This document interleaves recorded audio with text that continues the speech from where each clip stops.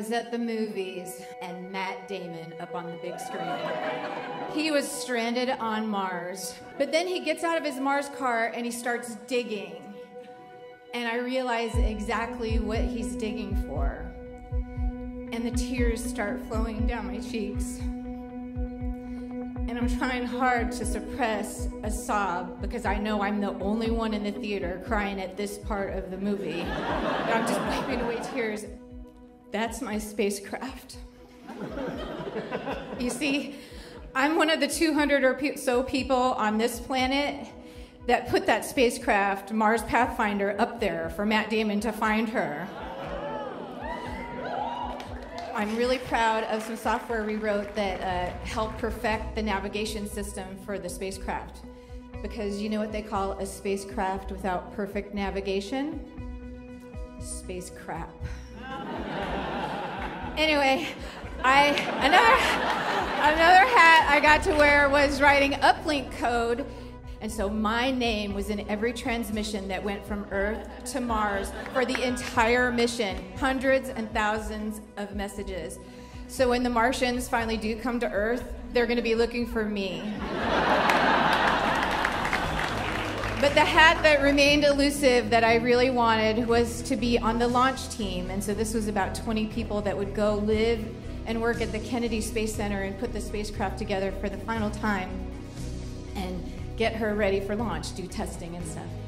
So one day, my coworker Ron, the Unix system administrator, he lamented to me that he was on the list, but he didn't want to go because his wife was going to have a baby and it was terrible timing and it was all wrong for him, and I saw my opportunity. And I said, I'll do it. You can train me how to be the Unix system administrator. How hard could it be? And I'll go in your place. And he actually liked the idea, and we got management to buy in, and the next thing I know, I'm at Cape Kennedy unpacking computers, laying cable under the floor, and formatting Unix machines. As if I knew what I was doing. On the night of the launch, I was about 20 minutes late getting to our outpost building because my buddy Becky and I had stopped to take a selfie with the rocket. We were ahead of our time on selfies. And when I get there, everybody's looking at me like I'm late or something and giving me the stink eye. And I'm all, what's wrong? We had no connection. We were dead in the water, no communications whatsoever. We could scrub the launch. And this was a job for the Unix system administrator. So I panicked a little, and I just, talk about imposter syndrome. I literally was not a Unix system administrator. And but I dug deep and thought back to my training with Ron, and the first thing he told me was, you gotta check the cables.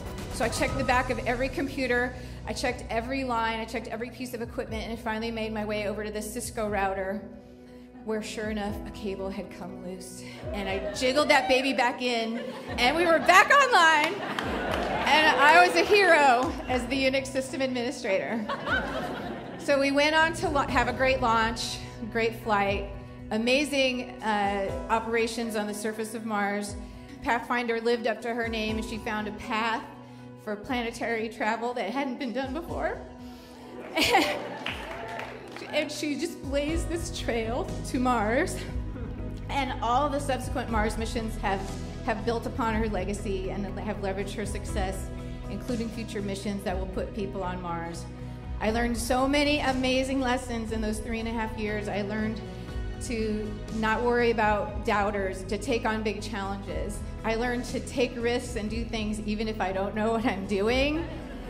And I learned to always check the cables.